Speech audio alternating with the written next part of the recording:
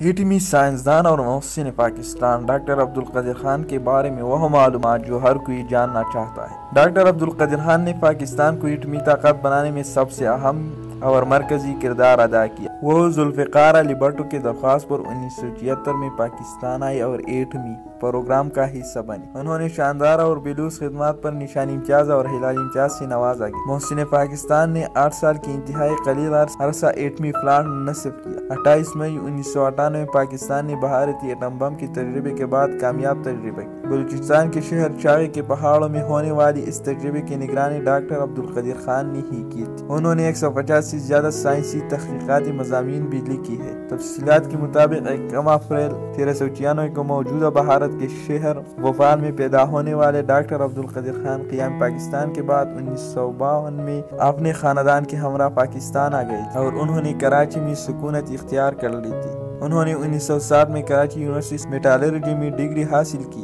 بعد ازاں وہ مزید تعلیم کے لیے یورپ چلے گئے۔ انہوں نے جرمنی اور ہائی لینڈ سے اعلیٰ تعلیم حاصل کی۔ انہوں نے ہائی لینڈ سے ماسٹر آف سائنس جبکہ بیلجیم سے ڈاکٹریٹ آف انجینئرنگ اسناد حاصل کی۔